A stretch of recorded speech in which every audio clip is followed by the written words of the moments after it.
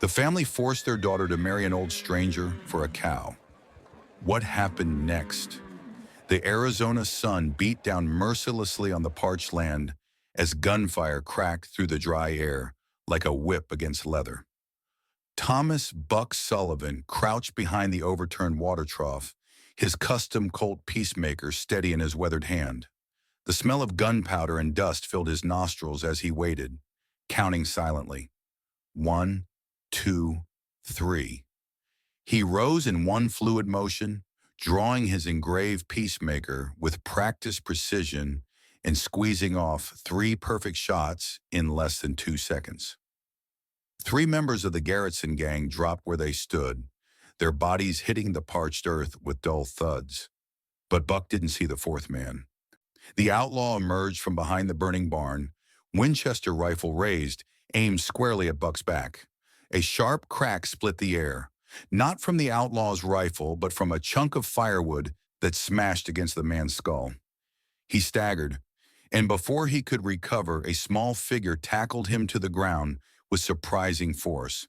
When the dust settled, Buck turned to see Sarah Reynolds. No, Sarah Sullivan now, standing over the unconscious outlaw, chest heaving, eyes wild with determination. Blood trickled from a cut on her cheek, but she stood tall, her gaze locked with Buck's. "No one shoots you in the back while I'm here," she said, voice steady despite her racing heart. "Not on our land."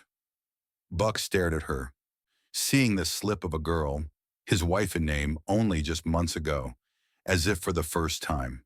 She wasn't the trembling bride sold for livestock anymore. She was something else entirely. But how had they come to this moment? 6 months earlier. Redemption Springs, Arizona, 1885. The drought had lasted 3 years now, turning what was once fertile ranch land into a cracked, dusty wasteland. Cattle carcasses dotted the landscape like grim monuments to dying hopes. The Reynolds family farm stood like a tombstone, marking the death of hope.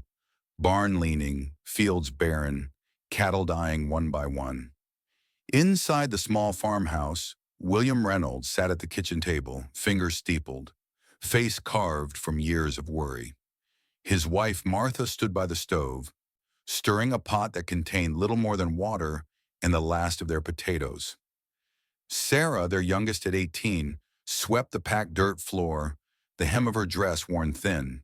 Her hands were calloused, but her eyes remained bright. William cleared his throat. "I spoke with Buck Sullivan today." The room went silent.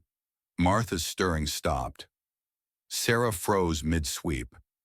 "The cattle baron?" Sarah asked cautiously. "He's offered to cancel our debt," William said, "and he's willing to give us a pregnant cow. We can rebuild." "At what price?" Sarah asked, though she already knew the answer. William met her eyes steady, cold. "You'll marry him." Sarah's broom clattered to the floor. "He's old enough to be my father. He's 44. You're 18. It's legal, and it will save this family," William replied as if reading from a ledger. "Please, father," her voice trembled. "Do not do this." William rose, voice hard. "A cow will keep your mother fed. It will keep your brothers from starving. That is the cost, and you will pay it." Sarah turned to her mother. "Mama?" Martha wouldn't meet her eyes.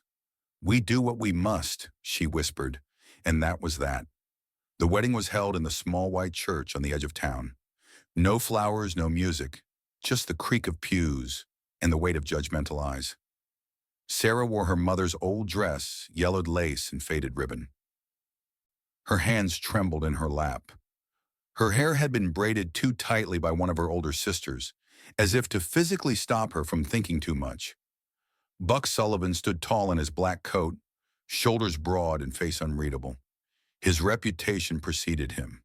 Wealthy, powerful, former cavalry scout who rode with Sherman, merciless in business, and dangerously skilled with a gun. He spoke little, nodded when told, signed where needed. He did not smile. The townspeople watched from their benches, whispering, "She's just a girl, married for a cow." Poor thing. When the preacher said, "You may kiss the bride," Buck only nodded once, then offered Sarah his arm. She took it because she had no choice. Outside, a single cow mooed softly as they left the church. That night, in the master bedroom of Buck's Stone Ranch house, Sarah sat on the edge of a bed too big, in a room too dark, in a life that no longer felt like her own.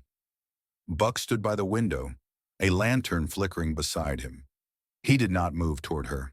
"I will not touch you," he said, his voice rough like gravel. "You are my wife-in-law only, unless you say otherwise."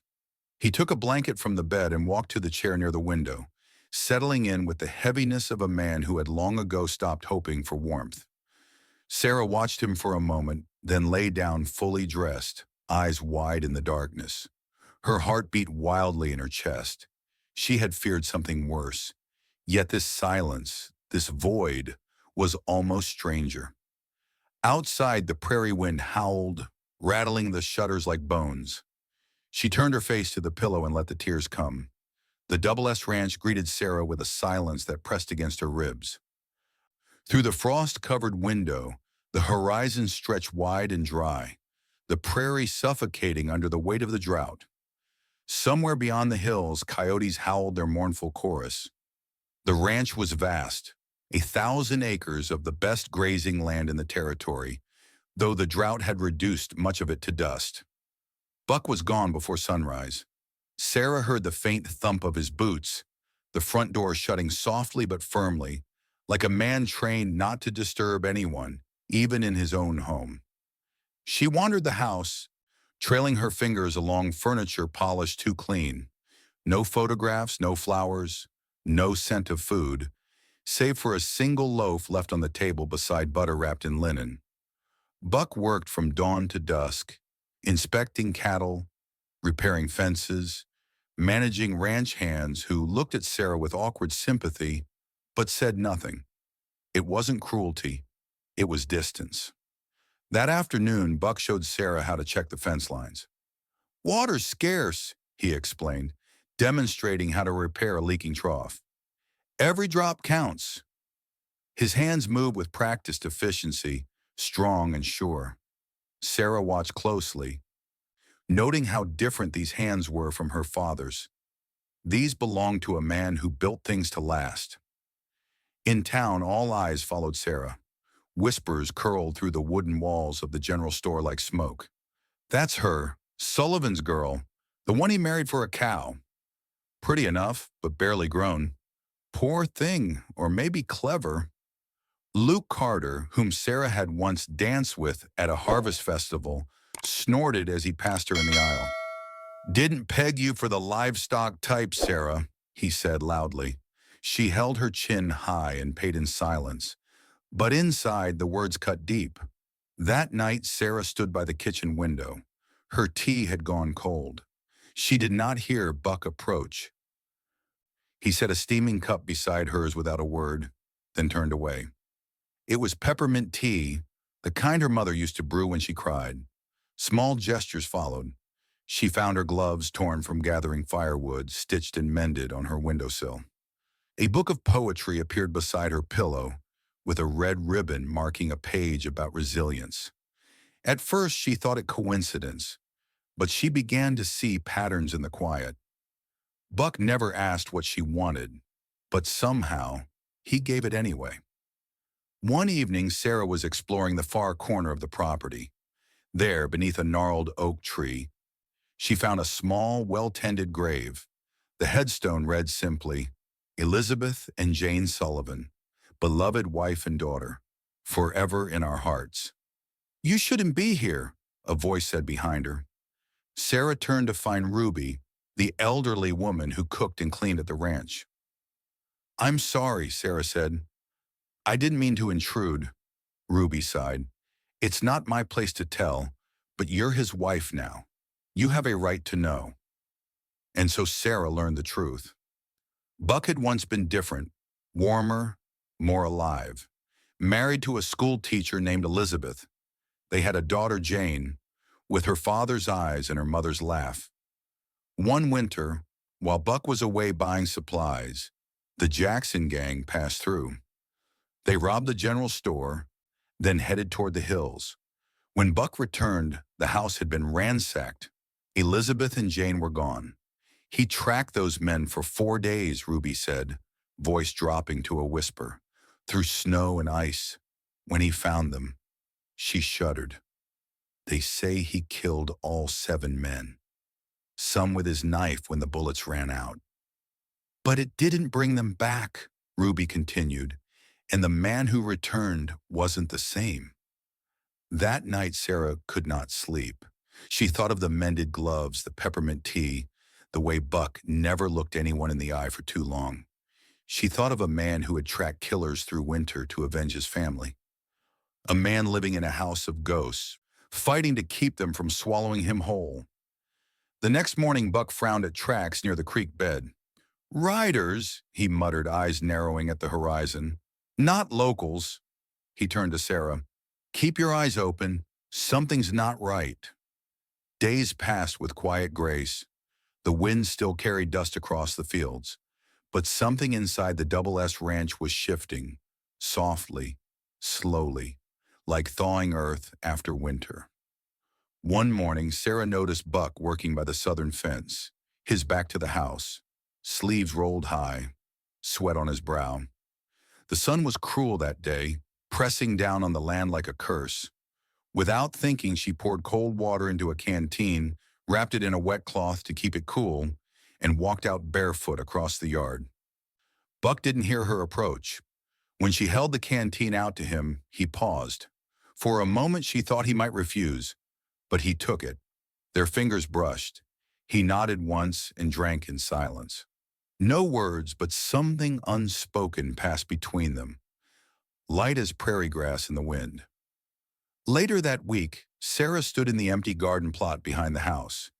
Ruby had warned her, "He doesn't let anyone touch that soil." It was hers, Elizabeth's. But Sarah couldn't help herself. She knelt in the dirt, planting marigolds and wild sage in the empty beds. When Buck walked past, he paused. Their eyes met.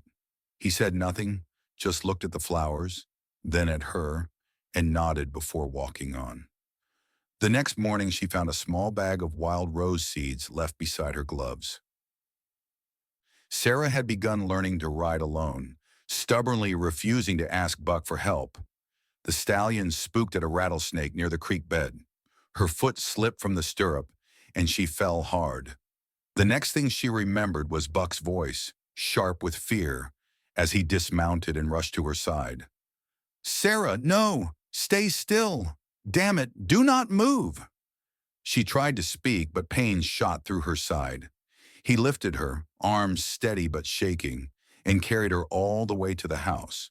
Ruby hovered in the doorway, eyes wide. "I'll fetch bandages." "No," Buck barked. "I will do it." He laid Sarah gently on the couch, brushing dirt from her face with calloused fingers. "Why were you riding alone?" His voice cracked with anger. "You could have—" He stopped, breathed, then spoke softer. "I thought I had no fear left in me. Thought I buried it with them." Sarah blinked through tears. "But I was wrong," he whispered. "I was terrified." He looked at her then. Really looked. "I was afraid of losing you." His words hit her like a physical force. She stared at him, suddenly understanding. This man, this legend of the West, feared losing her. Sarah reached up, touched the edge of his hand. Neither spoke after that, not for a long time. But the silence felt different now. It felt like something growing. The Sunday sun bore down on the dusty streets of Redemption Springs. Inside Miller's General Store, the air was colder than usual, cut with judgment and suspicion. Sarah pushed open the door, the bell tinkling sharply in her ears. She carried a woven basket, flour and sugar among the items on her list, and walked to the counter with her head held high. Whispers rippled behind her back. She was nothing until she married him. Traded a wedding dress for a cow. A voice behind her cut through the whispers like a blade. "Well, well, look what the cattle dragged in."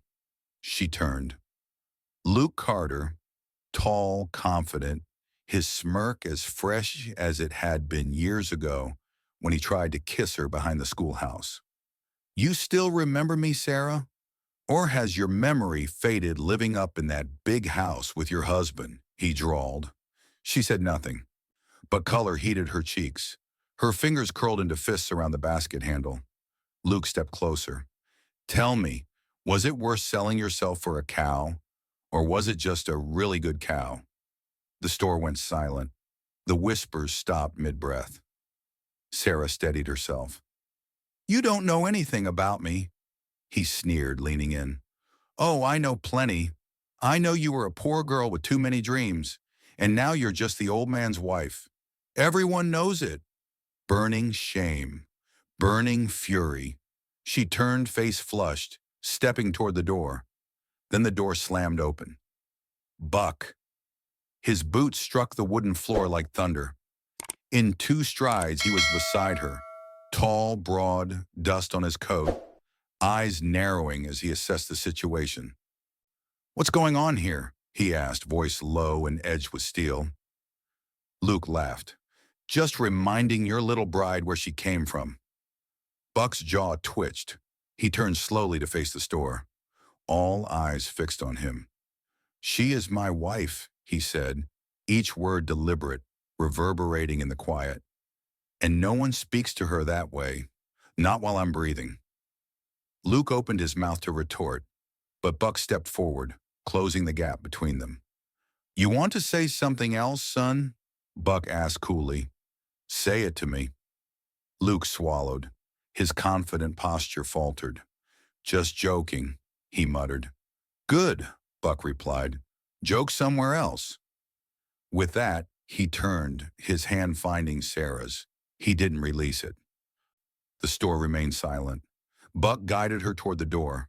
As they passed, he squeezed her hand lightly, a deliberate clasp.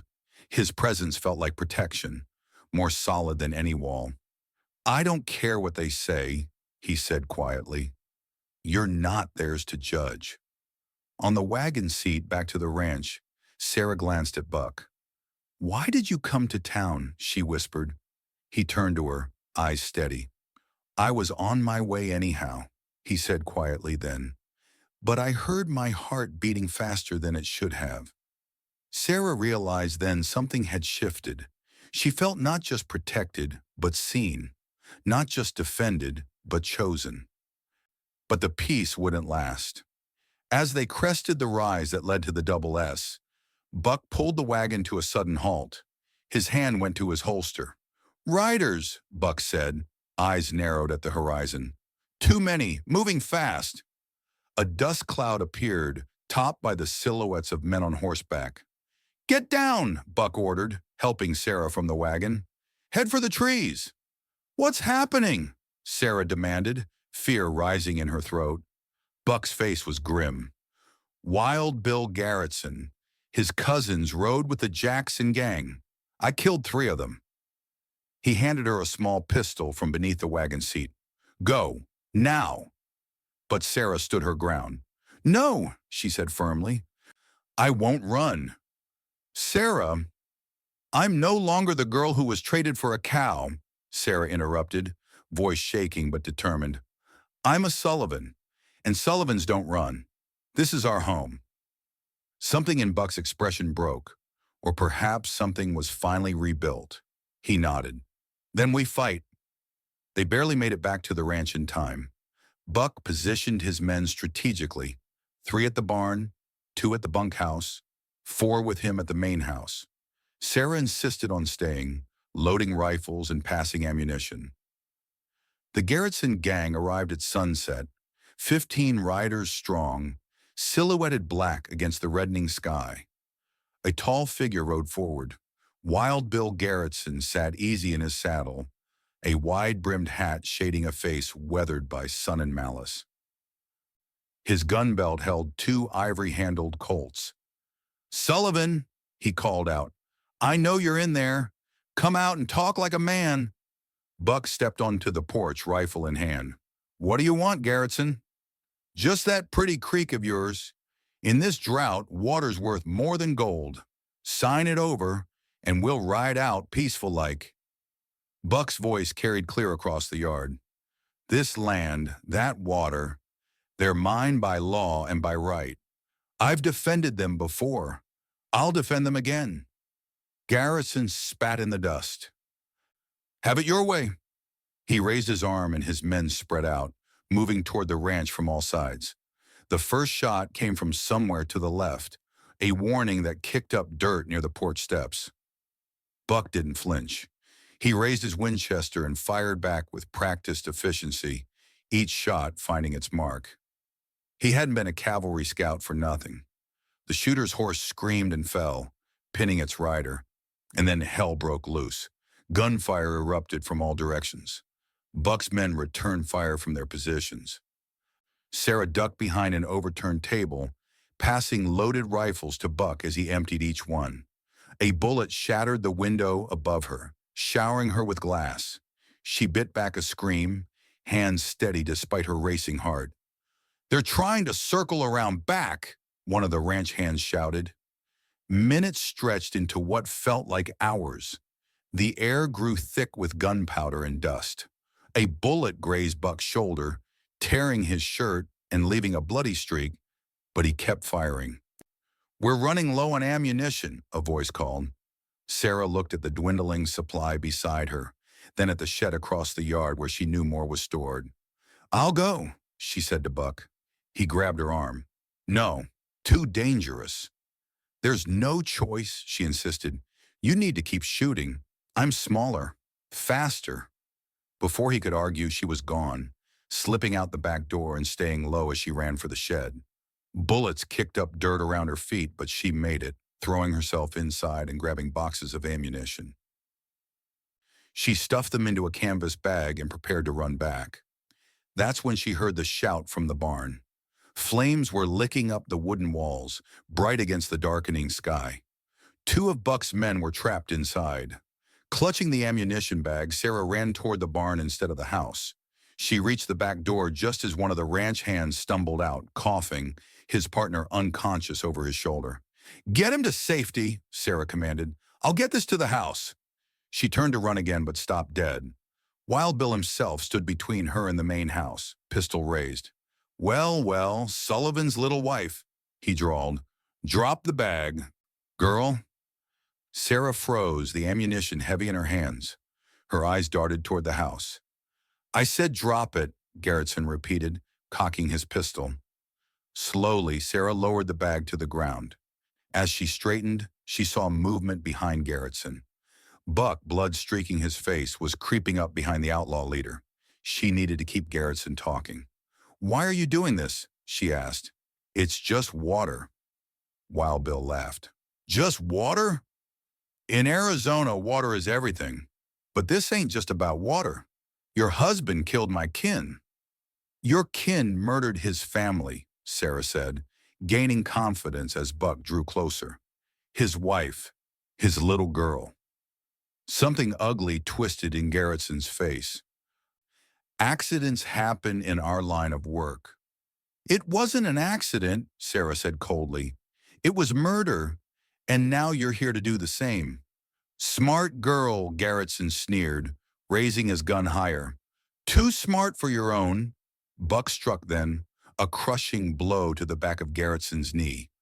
The outlaw howled, staggering forward. His gun discharged into the air as Buck tackled him to the ground. They rolled in the dust, grappling for control of the weapon. Sarah grabbed a piece of firewood and watched, waiting for her chance. Garretson was strong, but Buck fought with the fury of a man defending everything he had left. They separated for a moment, both men on their feet, circling each other. Garretson still had his gun. Buck was unarmed. "You should have died with your family," Garretson spat, blood trickling from his lip. "And you'll die with yours," Buck replied, voice deadly calm. Garretson raised his pistol. Buck tensed to dodge. But before either man could move, Sarah swung the piece of wood with all her strength, striking Garretson's arm. The gun fired wildly, the bullet grazing Buck's arm. Buck lunged forward, tackling Garretson again. This time, he gained the upper hand, pinning the outlaw and delivering a crushing blow to his jaw. Garretson went limp. For a moment, all was still except the crackling of the burning barn. Then Sarah was running to Buck, helping him to his feet. Blood soaked his shirt sleeve, but his eyes were clear. "You should have run," he said, breathing hard. Sarah shook her head. "Not from you. Not from our home." Buck stared at her, something breaking open in his gaze. "Sarah," he said, voice rough with emotion, "I've already lost everything once. My wife, my child, my peace. I can't lose you too." She looked up at him, eyes wide with shock and something deeper. "Then don't," she whispered. They came together in the dust and chaos, his arms around her, her face buried in his chest. When they finally broke apart, the sounds of the gunfight were dying down. Most of Garretson's men had fled or surrendered upon seeing their leader defeated. Smoke billowed into the night sky as the barn burned, but the main house stood untouched, and so did they. The morning after the gunfire faded, Redemption Springs was strangely quiet. Smoke still curled from the edges of the Double S Ranch, like breath from a wounded animal. The barn lay half-burned, its roof caved in and beams blackened. Fences were snapped and scattered like matchsticks. But the house still stood. Its paint was scorched, shutters cracked, but it was unbowed. The Garretson gang was no more. Wild Bill himself was in the sheriff's custody, bound for the territorial prison. Some of his men were dead, left beneath the rising sun. The wounded groaned under the care of the sheriff's deputies. By noon, the town began to change. People arrived on foot and by wagon, quiet and uncertain. Men who had once scoffed at Buck Sullivan now tipped their hats in respectful silence. Some offered help with repairs. Women who had whispered behind fans and laundry lines about the girl sold for a cow brought warm loaves of bread, wrapped in cloth and jugs of clean water. Their eyes, once sharp with gossip, were soft now, damp with something like shame, wide with something like awe. "She saved him," someone murmured. "She stood her ground with him. That girl didn't run." And just like that, the story changed. No longer was Sarah Sullivan the bride who had been exchanged for livestock. She was something else now, a fighter, a woman who had carved her place into the hard stone of the West, not with words but with grit and grace. Inside the house, Buck moved with slow precision. His body ached in places long forgotten, but every time he passed Sarah, his hand would brush hers. A fleeting touch, a reassurance, a promise spoken in silence. That evening, as the sky bled orange into deep violet dusk, the two sat on the porch. Dust swirled gently across the yard. The wind was no longer a threat. Buck leaned back, his arm resting behind Sarah's shoulders. Not possessive, just present. His fingers brushed the fabric of her dress, torn and singed from battle. But she did not shrink from him.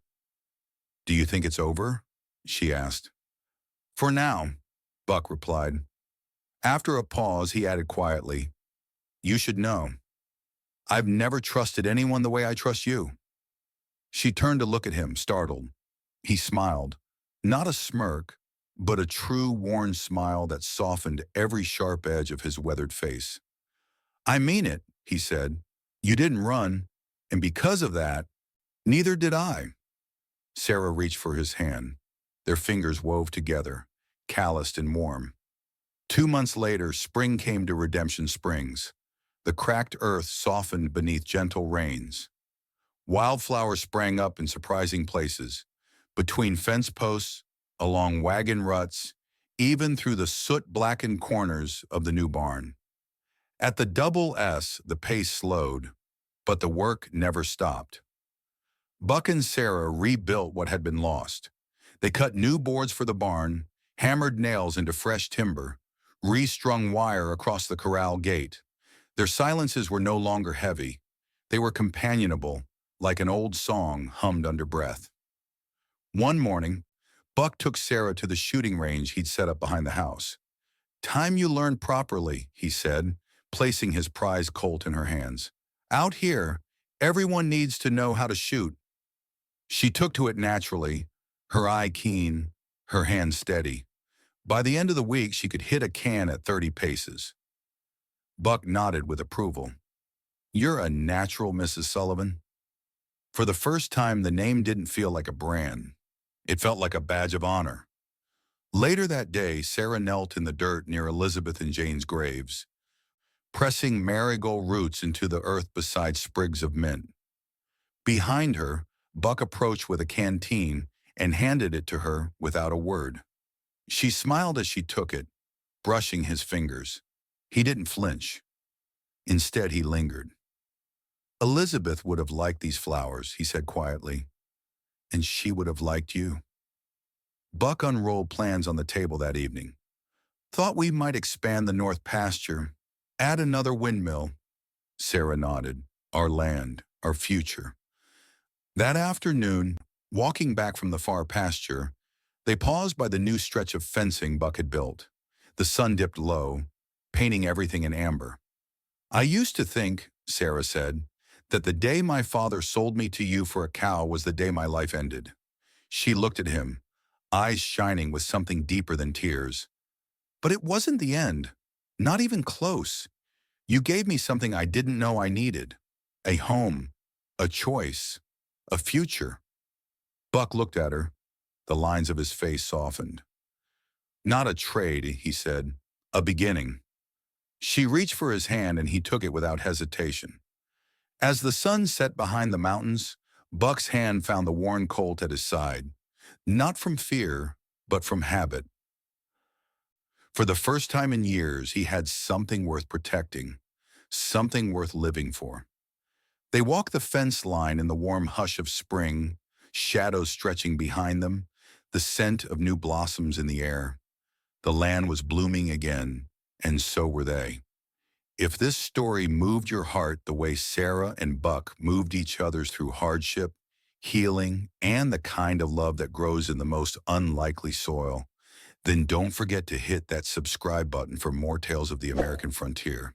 Next week, join us for Howl of the Pack, the story of a former Civil War sharpshooter who faces his greatest challenge yet, defending a newly established Colorado settlement from a vicious wolf pack that's already claimed 12 lives. When the town's children become the wolves' next targets, this lone hunter must confront both the beasts and his own violent past to save a community that's never fully accepted him. Same channel, same gritty determination. Don't miss it.